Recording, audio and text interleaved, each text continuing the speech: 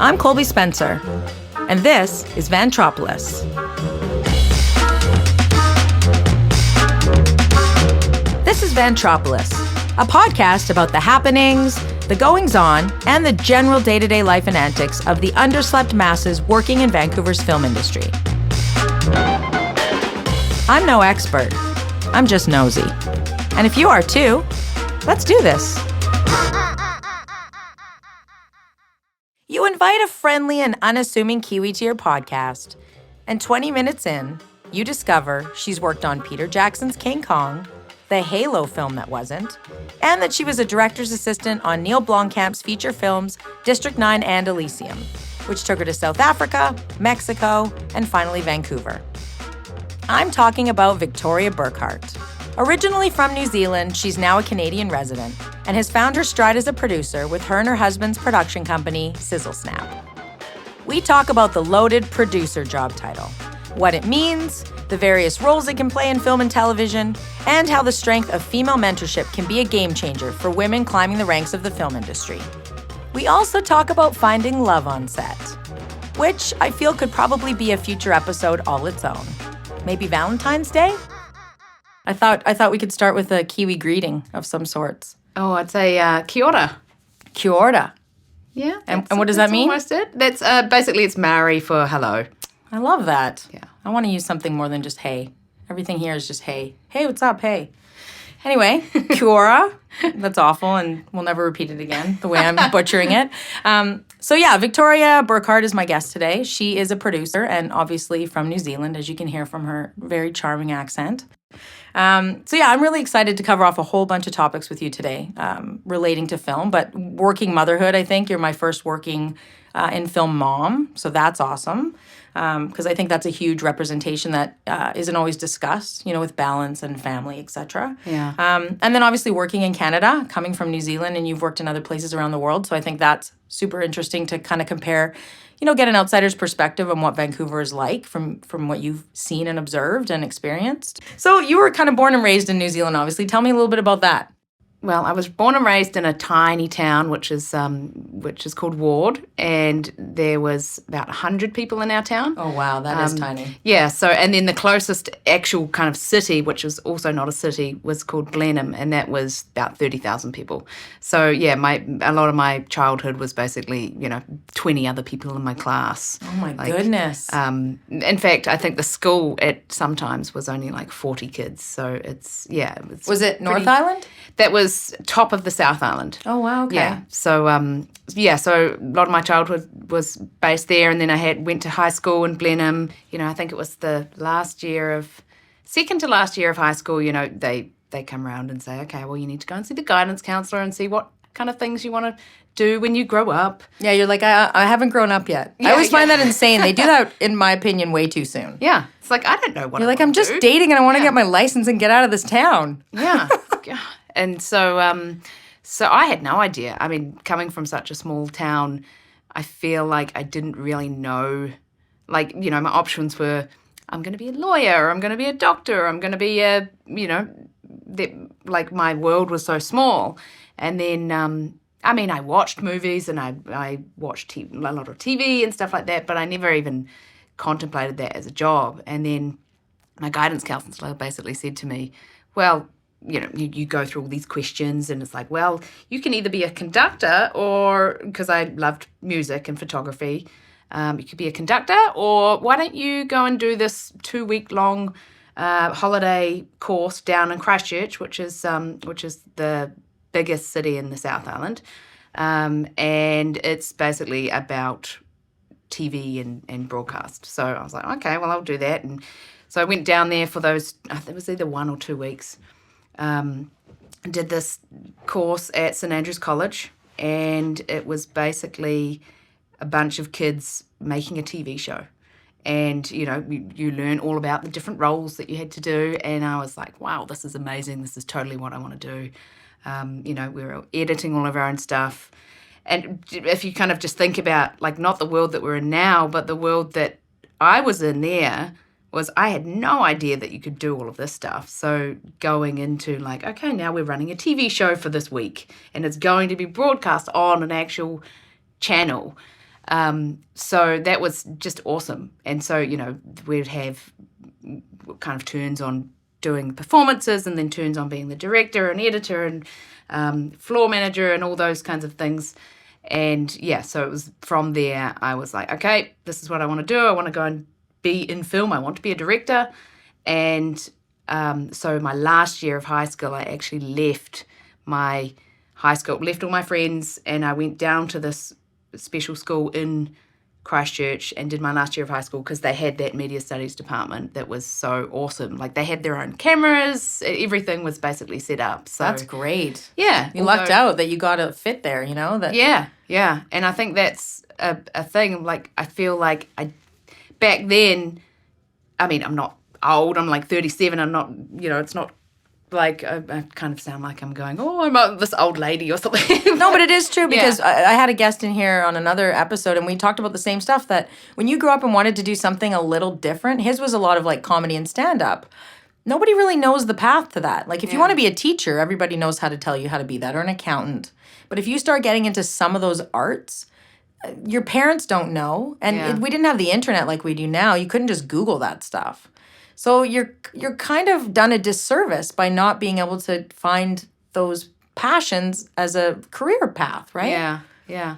And so I just think that careers advisor that I talked to, that she like kind of brought that up to me. I mean, maybe if I hadn't talked to her, I would have eventually found that path. But it was awesome. And then so I did that media studies course.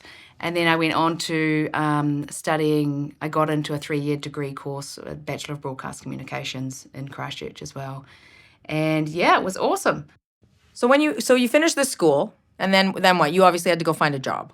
Yeah, so I had the 2 years. Well, the cool thing about that course was you do 2 years and then you do 6 months of an internship. So you have to go out and find some place to work, like have a placement.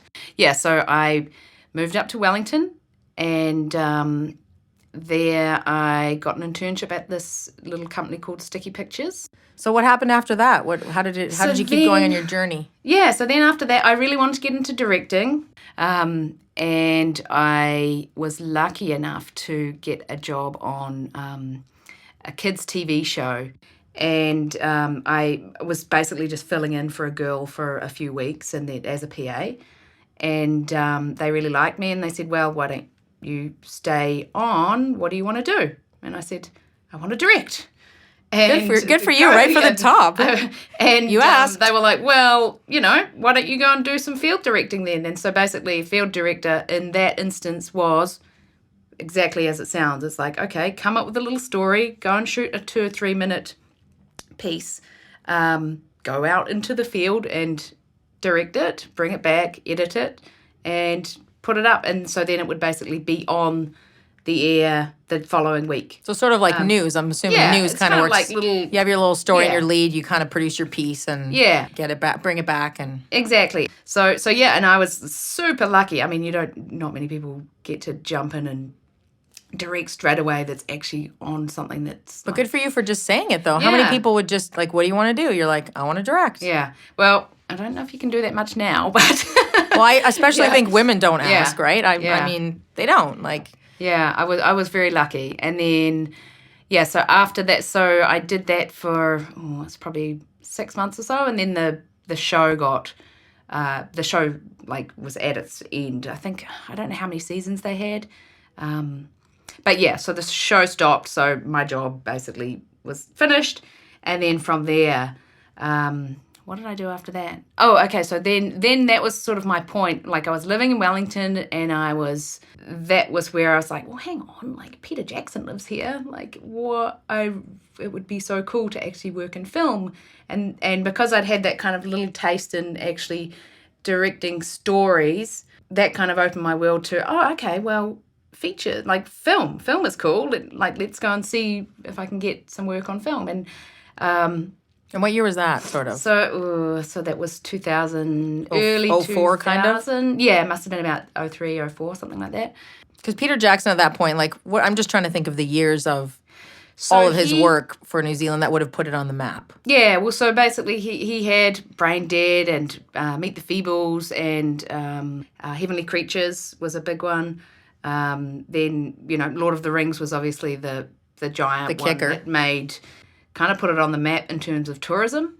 Yeah, because people still go and do like the Hobbit house tours and all of that. It's crazy. Yeah, it's pretty awesome actually what he's managed to do for the industry over there. Like he's really set this pretty awesome place up. Well, and I love that he stayed in New Zealand. So, we Yeah. have lots of Canadian directors and stuff, but they rarely stay in Canada. Yeah. They go to the States or whatever. But I love that that's such a homegrown story. And Yeah, and I think that from what I hear, that was his whole thing. He's like, well, that's his home. He wants to do everything And it's stunning, there. And, to be fair. It's stunning. Yeah. Beautiful, like, nature. Yeah. And so, so I kind of, at that point, I was like, okay, need to get my resume out there, try and get jobs on film sets.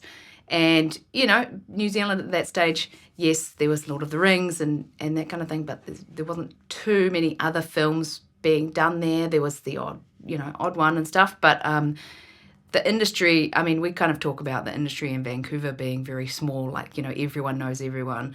There, the entire of New Zealand is like less than 5 million people. So, the film, you actually do know most people. Right? Yeah, for me, who knew no one in film at that point, and my broadcasting school, that was good to an extent because it taught me about, all the different roles and stuff, but it didn't really transfer into film. Like the roles and how to do things transferred, but they are two kind of different beasts. So my mum and dad had a family friend who had a friend who was a producer. And so my family friend basically just said, why don't I connect you? And maybe she's got some work. And luckily she did. She had a Korean feature film coming to New Zealand. And so I went around to her house. And at this stage, she hadn't, they hadn't started official pre-production or anything, so she was just working from in her house, doing early pre-production. And so I went around and she's like, okay, well, why don't you work with me for a day and we'll see if we like each other. And so she had me busy doing, I can't even remember what I was doing around her house. And then she's like, okay, cool, well, let's hire you and you'll be the production assistant on this job. And we're actually going to be shooting in Queenstown, which was at the bottom of the South Island. And if anyone knows much about New Zealand, Queenstown is like a very tourist-driven. It's almost like Whistler for Vancouver, right? Yeah, exactly. So there's like extreme bungee jumping and skiing and and it's gorgeous. And so my first film job was working in Queenstown on a Korean feature film shooting in the snow. So it was it's kind of weird now that I think about it because feels kind of very Vancouver. Like that doesn't sound very. It was foreshadowing. For anyone. Yeah. But yeah, so that was really cool. And through that I met a bunch. What was the film called? It was called Antarctic Journal, and met a bunch of really amazing people. And of course, there was a lot of Korean crew that were brought over from Korea for the film because the director, the DOP. In fact, I think all of the creative heads were brought over. Just because we were only doing a portion of the filming in New Zealand. And is that what they call, like, when they talk about above the line? Because, like, you can't go all over the world and shoot necessarily unless you have a certain level of your role, right?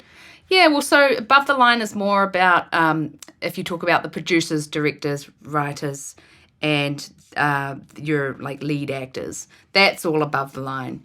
And so below the line, your production designer, there's still some creative roles that are below the line. Production designer, your hair, makeup, costume designer, those kinds of people are below the line, but still have a quite a big creative impact on the film. But it sort of means, like, if you're below the line, you can't necessarily, like, you're supposed to hire local crews. Yeah. That's kind of the idea, right? It is the idea, but in that instance, because I think it was probably about 50% of the film was actually already being shot in Korea.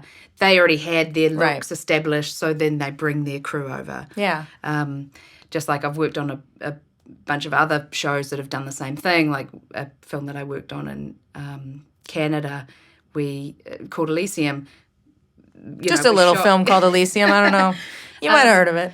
Yeah, so that film was majority, probably about 80% of it was shot in Vancouver, but it's much easier to take the same crew, like heads of departments, of course, over to Mexico, which is where we shot the rest of the film, just because everything is already set up. Yeah, just synergy and yeah.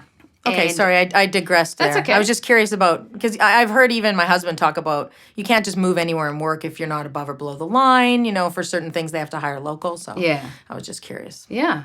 Anyway.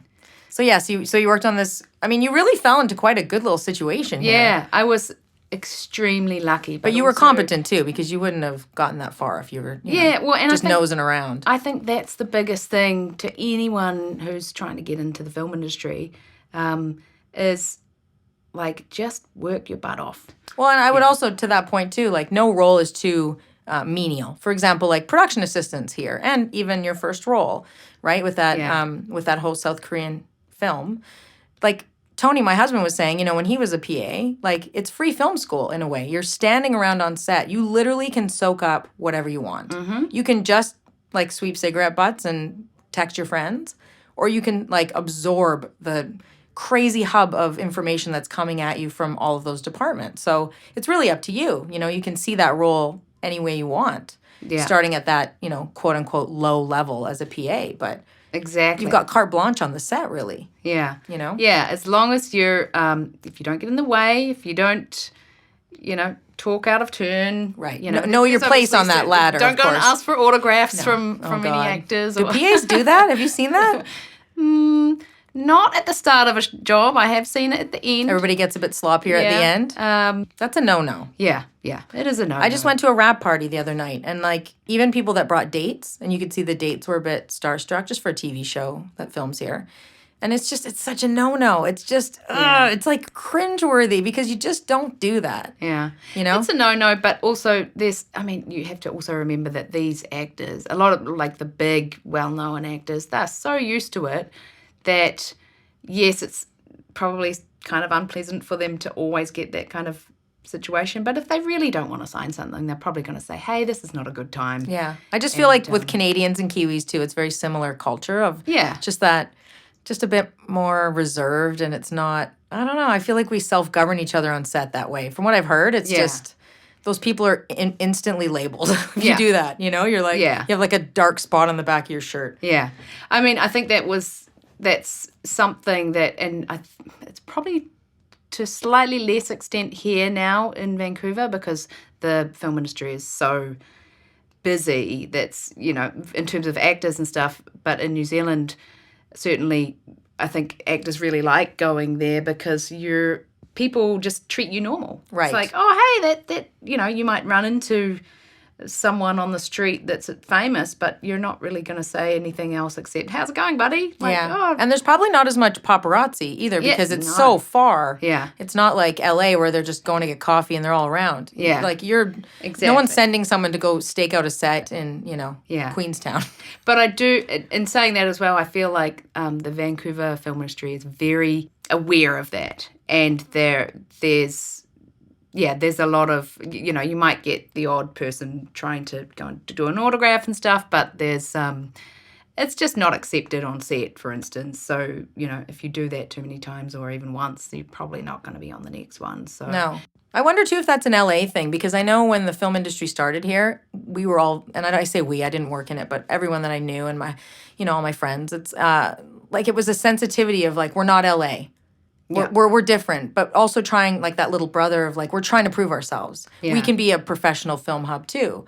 So that sort of aloofness of like, we're not going to ask for autographs and act too desperate, you know, like we're somebody up here. We're like, we've got our own industry. We can do this, right? So there's that living in the shadow of LA as well of trying to be this other, you know, industry, but knowing all of these people are coming from California. Yeah. The writers, the producers, the actors, you know, and you're like, we'll get to it later, but just sort of that service industry of fulfilling that production, right? So I always wonder about that comparison. I think it's dulled now because we're so busy. Yeah. But I know, you know, there were jokes in the early days where, you know, people in Vancouver wanted to wear T-shirts that said, like, I don't give a fuck how they do it in LA. Because it was just like, we're not in LA. We don't do anything the same. Leave us alone, right? So that's cool. So you finished up that South Korean film. North Korean film would have been very interesting. I would have loved to see how that one ended, working in Queenstown. Yeah. So how did you feel at the end of that? Was it what you expected? Were you... Oh, it was amazing. I mean, I was so incredibly lucky. The coordinator that I worked with, so I was her assistant coordinator, and she basically, I don't even think I knew how to use Excel. Like, I was very, very, very green.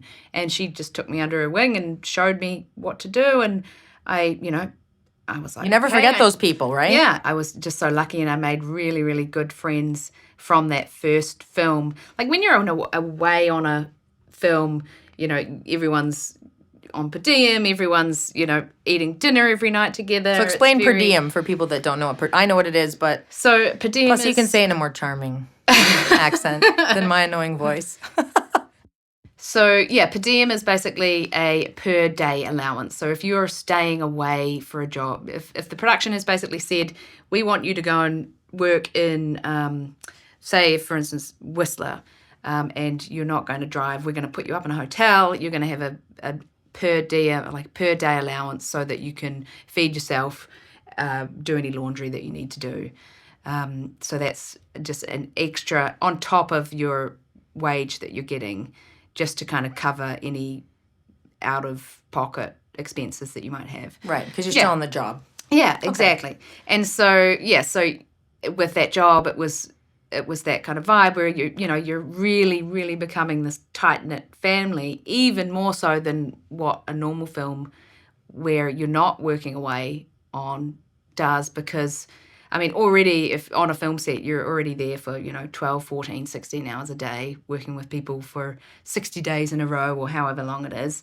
And then put on top of that, you're on an away job. Now you're living with these people, and, you might have your own hotel room and stuff, but you really do become a family. And obviously people find relationships as well, which, yes, yeah, we can get into later, but it's that too, right? You see co-stars fall for each other, and I think a lot of it's just the sheer volume of time together. Yeah. That familiarity is like so fast, right? Yeah, exactly. And you very quickly kind of realize like who your friends are and who you might not want to hang out with after work, but you're always going to be pleasant and civil, and that's one other thing I really like about the film industry. It's like you get on with your job, you do it, you go home, and you might have people that you don't like working with, but it's work, and when you go home, it's home. So yeah, for those 3 hours that you're home, it's home. 3 hours that you're sleeping, and then the other 21 you just get through, and then you have 3 glorious hours alone. Exactly.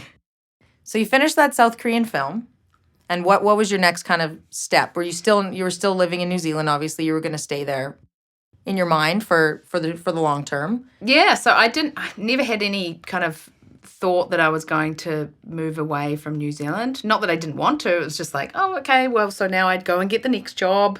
So the coordinator from Antarctic Journal connected me with a production manager on King Kong. So that was Peter Jackson's film that he did after Lord of the Rings. Good old Peter. Yeah, and so that was I got an interview for a job on King Kong, and that was my sort of first job on a Peter Jackson film, and so I was in second unit. And yeah, so that was... how old were you? 24. Wow. Yeah. That's big.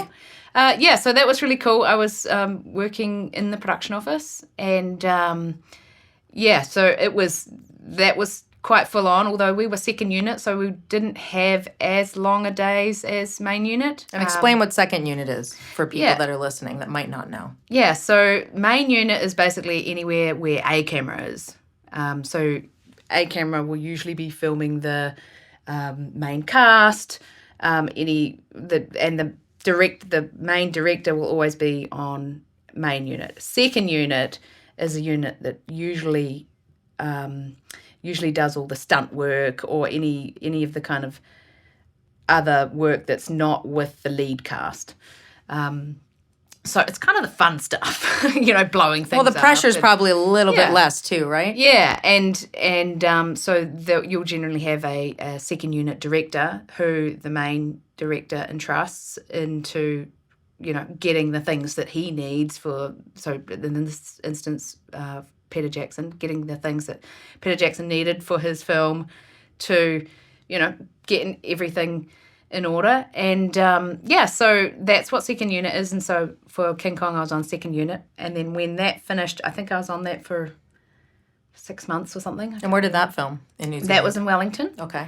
And there was main unit shot in a few other places in New Zealand, but I think there was also second unit went to Taupo and Auckland as well. But I was in the office, so I didn't get to go, unfortunately. Oh.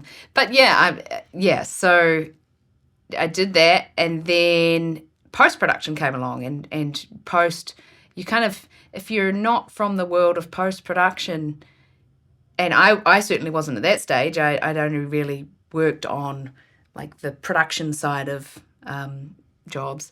And then so if you don't know, like, visual effect, like, all those elements in post-production can take so long, and with a film like King Kong, their post-production period was very long. Just all the CG and special effects and yeah. And so so I was lucky enough to actually get on and do post-production coordinating for King Kong after I did the second unit work, which was really great because I then got to see a side of production that I hadn't seen before, which was post.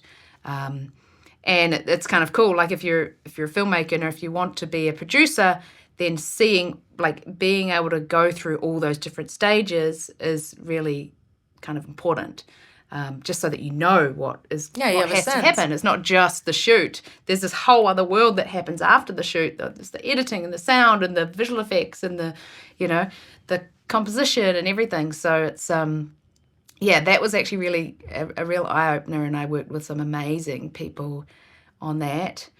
And then after King Kong, I got a call from the production manager from King Kong again, and she said to me, hey, well, there's this potential director coming into town. I know you haven't been a director's assistant before, but what do you think about coming and being this guy's assistant for a week? And I said, well, okay, I haven't been a director's assistant before, but it's a week, sure, I would see if I like it. And good for you, though. I love that you had no fear. Yeah. Because some of these things, I mean, self-doubt can creep in. Yeah. If you've never done it. Yeah. It's like feature film. It's this unknown director you're going to assist. It's just kind of, it can be terrifying. Yeah, and like, who's to say if I'll actually get along with the guy? Because we've all heard horror stories, right? All kinds of crazy. I've heard so many assistant stories with stuff like that. It's like they're scarred after some of the stories. She said to me, well, it's for this potential film called Halo. And Halo, for any gaming people out there, is a huge game. And so at the time I didn't really know, okay, it's cool, it's this young director and he's coming in and he's going to do this film with Peter Jackson as the producer. I remember this whole story. This is like an infamous story. Yeah. And so anyway, I met with Neill Blomkamp, and he was the director who came into town. And he was awesome. Like, it was like we got along really well, and it was great. And basically the production manager at the time had told me, well, it's a week. She didn't say anything more because, what if just in case you don't get along? And so after the week, they were like, he would like you to stay as his assistant. Would you like to? And so then we did. I think we worked through 3 or 4 months of early pre-production on the Halo film, and then unfortunately it just didn't happen. So, which happens with a lot of things, right? Yeah. In After film. a lot of, we'd done thousands of designs, we'd done so much work and stuff, but it just didn't happen for a bunch of different reasons. And so Peter Jackson basically said to Neill, well, you're here now. You've moved. Neill had moved his family over from Canada. Why don't you? What else do you have? Why don't you stay? What else are you doing this weekend? What do you got? You don't have anywhere else to be. You've got an assistant now. Yeah. So why don't you stay here and write something else, and then we'll make that instead. And so Neill said, yeah, that sounds good. Wisely, he said, Yeah. absolutely, Mr. Jackson. So, yeah, and which meant for me, which was amazing, that I got to stay on as his assistant through that whole development stage of District 9, which is the film that he basically spent, I think it was probably about a year writing, or I can't remember how long exactly, writing and developing and doing design for with Weta Workshop, and just getting a really solid idea of what the film would be so that they could then go and sell it to a studio and that we could hopefully make it. So what does a director's assistant do? Did you know, so that first week when you were just on kind of like a, just trying it out, what are you doing as a director's assistant? So, well, a lot of it is to basically do anything that the director wants. Right. So running his schedule, helping with research. I had folders and folders and folders of research photos. Oh, can you print them out and put them all over my wall? And then, it's basically anything. And right. I think it's really dependent on the director as well, like how much involvement they would want from how much assistant. They lean on you. Yeah, because a director's assistant could literally just be someone that is helping with personal stuff as well. Like coffee and dry cleaning and coffee, yeah, whatever. Exactly. Laundry. You hope it's more of the former. Yeah. Obviously. And luckily for me, Neill really wanted that side of it. It's like lots of research, helping with that kind of thing. And so... That's wise. You have a person. You might as well... Yeah. When he was at the beginning stages of this, it seems crazy not to just... Yeah. Get as much as he could for support, right? Yeah. So while Neill and Terry were writing District 9, Bungie also came to Neill and said, well, we didn't get to do the Halo film with you, but we'd love for you to do a series of short films for us for the game. How about it? And of course, that was like a really cool thing for Neill to still like make something in that world. Because we had a bunch of props already made. Right. Like so much work was done. They'd built an entire Warthog, and a Warthog is a giant car that is in Halo, a working car. So it was the perfect opportunity to basically Where was use that those stuff? Was things. it just sitting idle in it's hopes basically that... just waiting to be used.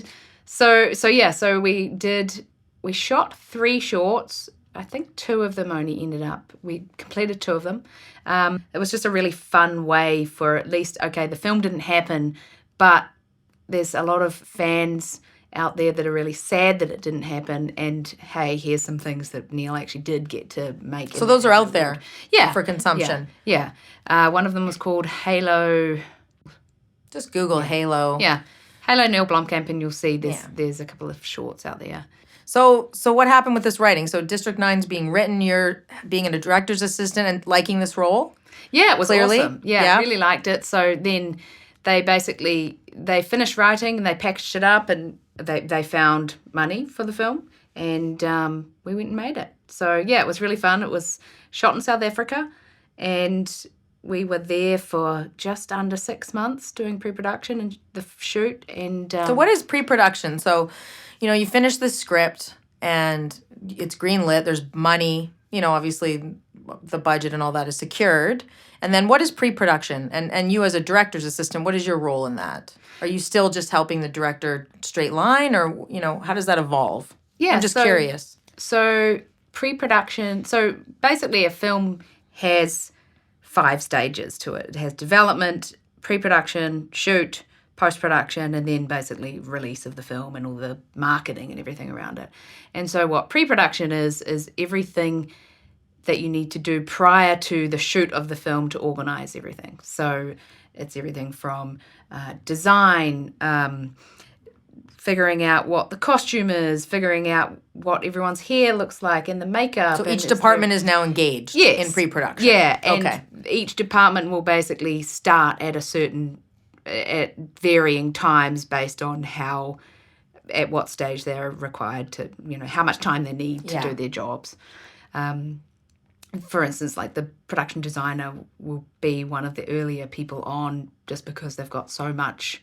They have kind of the overarching creative person that's overseeing a lot of the departments, because it's the look and feel. Yeah, really, it's the tangible look and feel of the film. They're basically there to help help with making the director's vision what he wants. Come to life. Yeah, what he or she wants. Okay, so that's pre-production. So what was your role in this pre-production? Were you already in South Africa? So so basically we had very early pre-production in New Zealand, and that was basically just kind of finding the production company that we actually wanted to use in South Africa. So, we knew no one in South Africa. We had no idea. I mean, Neill originally was from South Africa, but he hadn't filmed a feature film there. So our line producer... And I think, sorry, just to interrupt, didn't he say, I want to film it there? And Peter was like, yes, you can. Yes, yeah. He kind of insisted that it be there. Yeah, I mean, the whole story was basically based... Which I love, that it was actually in South Africa. Yeah. It's and the whole story is based in South Africa, so it being shot anywhere else it just wouldn't be the same. Yeah. Just because District 9 is, it's a story about South Africa. It's an amazing film. I think it was definitely one of the greatest films of its time in terms of... Did you know what you were getting into at this point, or you didn't have a clue? No, I had no idea. It was just like, oh, this is fun. Yeah, I'm getting amazing. to work on this amazing film. And maybe it's better you didn't know, right? Because I feel like it would have been more pressure. But it doesn't seem like that's your style anyway. Yeah. I feel like if I would have known that, it would have been like, oh my God. Yeah. I'm so scared. I think the great thing about working with a director like Neill is that he really surrounds himself. He wants to surround himself by people that he likes. So he doesn't want, everyone has to be passionate, and they've got to be as passionate as him to be able to be on his set, because he's so energetic, and he's so creative, and he's so he could probably do anything on the set himself, but he really entrusts people to be creative and do their thing as well. And that's the great thing about You can't ask for more than that. Yeah, right? yeah. And I think that's why everyone who works on one of his sets is very much, wow, this is the best movie I've ever worked on. I just want to work on all of your films. Mm-hmm. And you get retention and loyalty. Yeah, yeah. And so for me, that was really great to be a part of just every single step of the filmmaking process with him, to be kind of seeing all of that side of it. It's you get to learn a lot as well. And he's very, he comes from a visual effects background, so he knows a lot about visual effects and that side of things. So, yeah, and that's why his films have a lot of visual effects, but he's very smart at what he can and can't do. And so I think that's, in terms of District 9, that's why it was so great, because he knew what he could do, and he didn't want it to be all these flashy visual effects. It's no, it has to be real. I want these aliens to look real, and they need to look like they're actually there. It can't be anyone thinking that they're, some CG. Yeah, clearly character. CG. Yeah, yeah. Funnily enough, I ended up marrying a guy that worked on the set of District 9, and that was the first day I met him as well. Ooh. You know what? You're not going to do better than this story, because it's like a dream director. You're in South Africa. It ends up being a smash feature film hit. You meet your husband? Yeah. It's like going on your first flight in first class on Emirates. There's nowhere else to go. You don't ever want to see economy after that. So you're in South Africa. You're starting shooting. So who is your husband? What's that little story? So it was so we arrived on the 26th of March, and we went into our production offices, and we met all the main production crew, which was really nice. And at this stage, we already had done some early pre-production in New Zealand, so we'd kind of already been having conversations with a lot of these people. Casting videos had already started coming in from South Africa for Neill to see. Early pre-design had already started. Our production designer, Phil Ivey from New Zealand, who also travelled to South Africa with us, he had already been in South Africa for maybe a couple of weeks before us. So we arrived there, and that was basically my first step onto South African soil. Johannesburg, which is where we were based, you can't go and walk down the street. Didn't have a car. We were driven everywhere You know, it's very, like, you have to watch your back. You can't. So, like, it was very isolating. So how many months were you there? So just under 6 months. Wow. We were there. I don't know if people realize that's how long you're away in a feature film. Yeah. It all sounds very glamorous, right? Yeah. But I mean, you know, you're a mom and a wife now. It's different. Yeah. But I mean, yeah, like it's you're away. Yeah, it's full on. So you know, I feel like this moment was sort of pivotal, right? Like you had this feature film experience, and now sort of to me, was it more smooth sailing from this? Would you say like you're more solidified in that role? Yeah, definitely. I think through doing one feature film with Neill, you basically, as a director's assistant, you're on for the entirety of the project. So film came out, film was, you know, a huge success. It got nominated for 5 or 6 Oscars. That was a really exciting phone call when Terry, the writer, Neill's wife, contacted me and said, "Hey, do you want to come to the Oscars with me?" So that was pretty Did you crazy. go? Yes. Oh. Yeah. So that was a neat experience. This is amazing. Just to kind of go through, you know, and also I think just because no one really thought, I mean, we all knew that it was an awesome film, but you don't think that it's going to have such huge success. Well, and I know some people do shoots and they think this is going to be amazing, and then it bombs. Like, Yeah. you're right. There's no rhyme or reason. Yeah. And so, yeah, that was really great. And then from that, in my career path, basically, I worked with Neill on Elysium, which was the first feature film that I worked with him, where we shot 80% of the film here in Canada. And that was... So was that sort of your first foray over here? Yeah, so I'd done a few weeks here on District 9 because we were going to do post-production here. Well, we did all the visual effects, 80% of the visual effects were done here.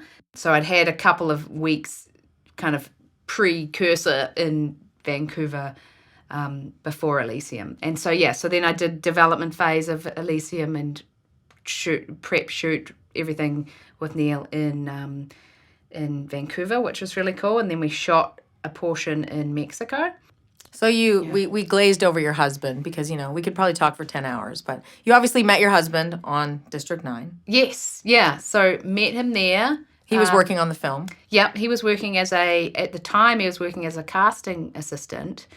So he was doing all the filming of the cast that would come in, and he would upload the videos to me in New Zealand at the time. So when I got over to South Africa and met him, we were like, you know, I had to kind of deal with him a lot and stuff. Now you're still dealing with him a lot. Yes, dealing with And then, so anyway, a friend of mine that I'd made in the production office there kind of said to me one day, "Oh, he could be quite nice for you." And I hadn't even really, I was focused on my job at the time. It wasn't anything else except like, this is my job. And then we just became really good friends.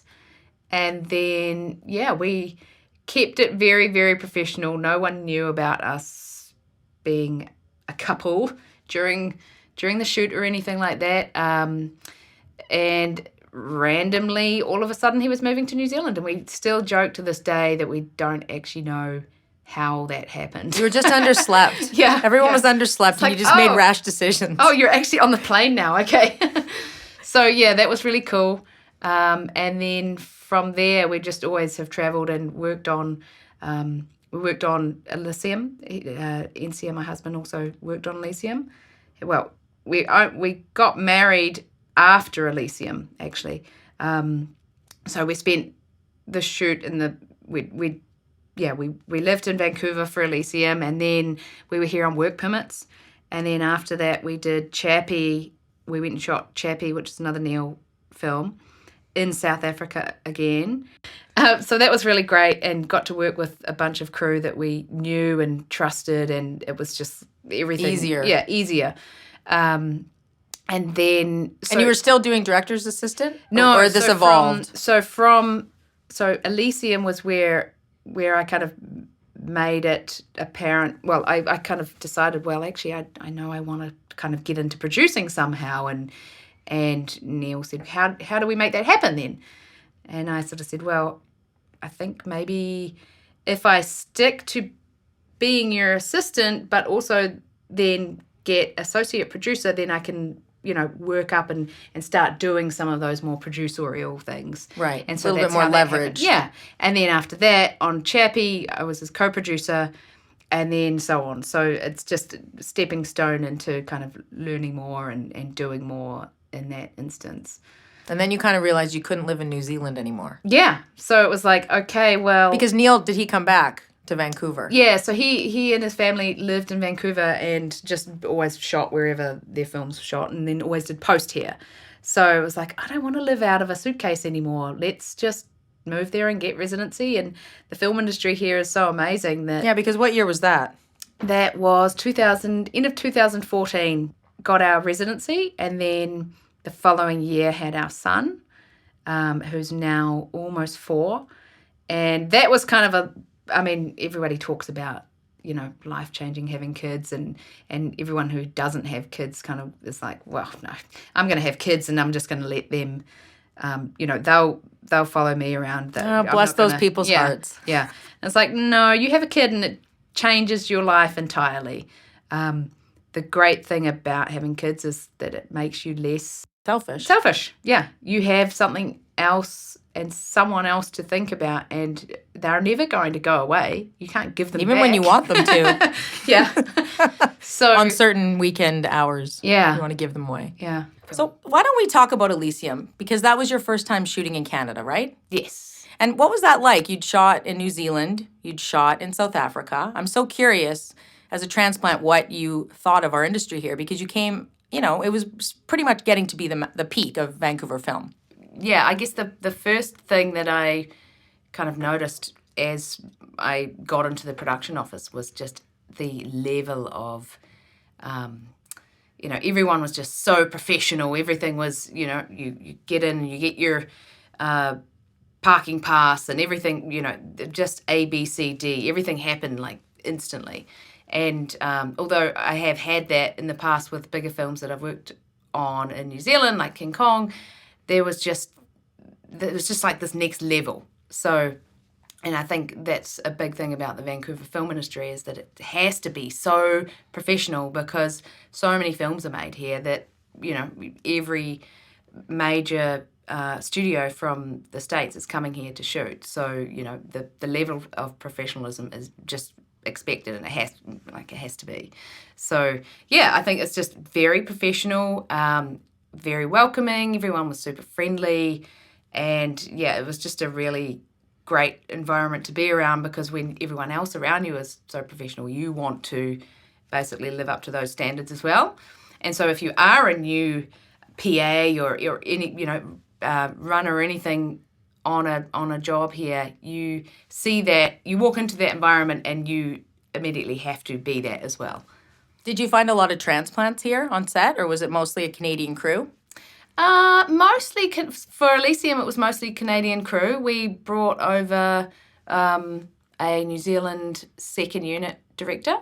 But yeah, mostly everyone on that show was Canadian. It's funny, I hear rumors from friends that work in film that you often have American, above-the-line crew bitching about being in Canada, like bitching about Canadianism things. And I always wonder what those things are. Like, how different is it that you are struggling through it while you're on a shoot? What can be so awful? Like, I'm always curious about what that is. Like, how different is it, And that's why I was curious about you, because you've been in other sets, and like, what is it like here for fresh eyes, So you were working more as a associate producer, did you call it? Yeah, on Elysium. So tell me about that, because your role was sort of evolving. You'd been sort of this assistant director to Neill, and now he was kind of giving you wings to kind of spread and go into the next phase of your career, because you were excited and interested about that. What was that like, especially doing it on a feature film? Like, you kind of are all or nothing.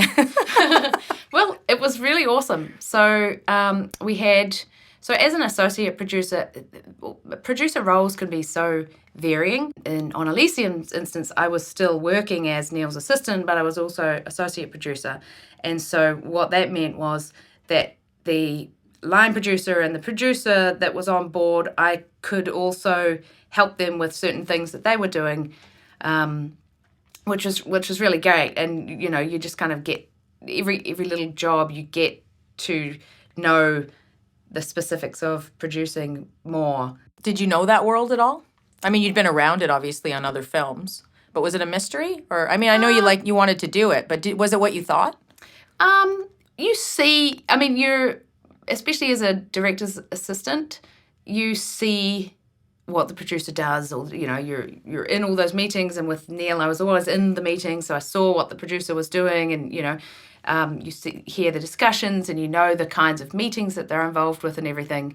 So it's, I would say, yes and no. It is different, but it's also very much like what you see. But behind closed doors, there's other things that producers have to deal with that you don't see. Like what? Like dealing with angry actors, or dealing with, studios, and how to deal with, I mean, this certainly wasn't my instance as associate producer on Elysium, but dealing with studios and their notes and what they have to pass back to the directors, and what you are, if you're a producer on the kind of production side of things, you're ending up being a middleman between the studio and the director, like the middleman between creative and studio. Oh, that's such a joyful role I've played in the past. Yeah, in advertising. And so it's like you're just trying to make everyone happy. Yeah, exactly. And also it's very thankless, actually. Yeah, very thankless, but also super enjoyable at the same time, because when you feel like you've made a suggestion or had some kind of impact in the way that someone else feels, or the thought, the creative process behind what they've come up with, it's just really, it's very rewarding. So what are producers like? There's TV shows that are shot here, and literally producers fly up from LA and hang out for the day and enjoy the lovely catering and then fly back. And like, what are they doing? What are those people doing? Because I would agree with you that there's many different kinds of producers, and it's very confusing for the average person hearing someone's a producer. Yeah. I know that there's producers that just inject money into stuff, and so they get a producer credit. If they're a famous celebrity, they're throwing money at it, they get a credit as a producer. There's like actual producers that are, involved, as you're saying, in actually working through the process and the system. How can you kind of explain that in layman's terms in a simple way for someone of kind of the varying ways you can be a producer? Like, maybe start with like an indie, because that's the most work, I would say, right? Yeah, okay, so with an indie, like an independent film for those not in the know.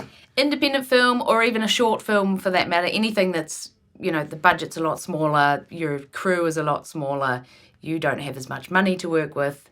So a producer in that sense, if you're just a standalone producer, you're pretty much doing everything. So, and when I say everything, I mean everything in a producer's sense. So you'll be dealing with making suggestions to the director on, what about this cast member? What about that cast member? What about these HODs? What's an HOD? Head of department. So choosing heads for the teams. Yeah, heads for the teams. So director of photography, production design. Oh, really? So you're suggesting all of those things? Yeah, and a lot of times directors will have their own opinion on what they may have done their own research and say, hey, can you see if this person's available, and then you can check the availabilities and all that sort of thing. So a producer on an independent would be dealing with, it's all just dealing with people and dealing with logistics of everything. Like pulling it all together. Yeah, pulling it all together. Like a party planner for an indie film. Yeah, and when it's an indie, you're doing that on a money set side as well. So you might be, hey, okay, well, we've got this many financiers, so we need to bring, you're dealing with all the contracts, and you're dealing with legal to create the contracts, and every kind of aspect of producing you're doing in that sense. Okay, so that would be like full on. So what would kind of be if you move up the ranks, and I mean like to a union show, like what kind of producers are living in that world? Yeah, so you may have an executive producer, and when you're talking about a producer maybe flying over from the States and coming onto a bigger production, you might have an executive producer, which could be someone from a studio that is the person that either financed the film or have had some kind of involvement with the setup early on. They're coming to check on things. Yeah, come check on things, make sure everything's good. How's the how are the actors? Are they happy? Everything. Get like out of that. LA for the day. Yeah. But also to check in and make sure that the director's happy and everything is going smoothly, so they can then report back to the studio and say, "Yep, we're on Right. track. Everything's fine." Even though we Bit of a recon mission. yeah, and then so underneath that you would have your producer, who's the head of all of the producers. So you might have one main producer, you might have two main producers, just depends on the show and, how they want to, how they deal with the credits and everything like that. So that those producers generally will always be on the ground and always be there on the show. Sometimes they're not, and in instances where they're not, it'll be because they've got like a supervising producer who's on the ground and reporting back to them constantly. For instance, the main producer might have 6 or 8 other features happening. Right. So they might be in Toronto looking, for a couple of days, seeing what's happening there. They might then fly to LA and have a meeting about the development of the next film So they're not in the trenches. They're just bird's eye view. Yeah, exactly. And then so a supervising producer might be the one on set supervising the overall, happenings of everything. Then you've got the line producer who sometimes also gets, it seems to be the thing now that line producers, who are essentially the ones that are on set running the day-to-day. And the financing side of producing I haven't really delved into much, but it's now becoming something that I am trying to get into more just because I want to make more of my own content. I want to be able to, find a writer or director that's got an amazing project and make it happen. So it's that's my next kind of learning curve to this producing phase, is how to incorporate the things that I do already know about producing, aka the actual making of the production, and pull together all of the money side of things and distribution and all that sort of stuff. So there's just so many different layers that it's there's so much to learn, and I think every producer is probably always still learning. I mean, every person is always learning. Well, and as you're looking for that here, I know you mentioned, it's a challenge in this environment because we are a service industry. And you brought up some really good points on that from someone who's come and transplanted here, how much of Canada or maybe the West Coast is service. And we can let's elaborate on that for people that don't understand what we're talking about. Yeah. So the service industry in Vancouver of film work would essentially mean that the product is created in the US or created in the UK or created in Europe, and then they want the shoot portion of it done in Vancouver for a number of reasons. One, it's nice and close to Los Angeles. It's a 3-hour flight, so any of the... Same time zone. Same time zone. 2, we have an amazing tax rebate system that's crazy good. 3, the crews are world class. If not better. I mean, I have never worked in the States. Oh, she said better. She said better. I'm not taking that out. I would say the crews here are, you're not going to get better than the crews I feel like here. we hustle more because we're trying to live up to that big brother. Yeah. Of California. Yeah, and I think maybe because a lot of people have been through that time, like 2011 when I first came here, there was no work. Like, we were one of the few... Was that the whole Save feature BC film kind of thing? Yeah. The big so fear. The fear was that, the rebates were still there, but there was a lot of back and forth between different provinces, we're going to have a better rebate, so all the jobs would then go to Toronto and Just chasing the kickbacks. Chasing the rebate. And at that time also the US dollar was not great against the Canadian dollar. We're very dependent on that here. Like, having a bad Canadian dollar helps BC film. Exactly. And so, if you've got a $50 million or $100 million film, like a giant $100 million film coming here to shoot, they're essentially now going to have $130 million to play with because of the rebate, or, depending on what the rebate amount is that they actually get back. So it's all labour driven. So you get back any of the BC labour, you get back a percentage of that. in your budget.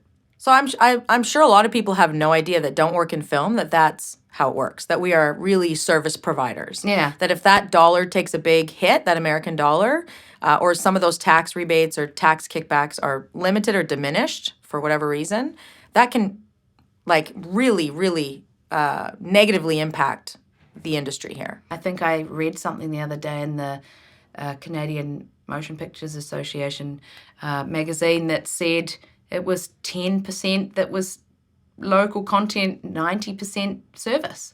So how do we change that? Like, I had a discussion with another guest that came for the podcast who's more of a writer-director, and he kind of said the same thing. Like, there is some money and there is some, room for original content, but it's just not, it's not anywhere where it should be. Yeah. I feel like, there needs to be, for instance, I know that Quebec and Toronto, like East Coast has a lot more incentives for creating original content. There is original content money available here, but whether or not, I think the city is doing a few things that is really good. Like they've just started a writers program here where they're trying to basically say, hey, well, obviously the first part of a film that happens is the writing. So we need script writers here. All the script writers now live on the East Coast because that's where all the, for whatever reason, that's where they've all had to go. That's where the writers' rooms are. Right. Everything's there. So they're trying to have more writers and more kind of access to that here. I was reading that Netflix set up like a production facility in Toronto. So they're hoping, obviously, they can help foster more content from writers and creators.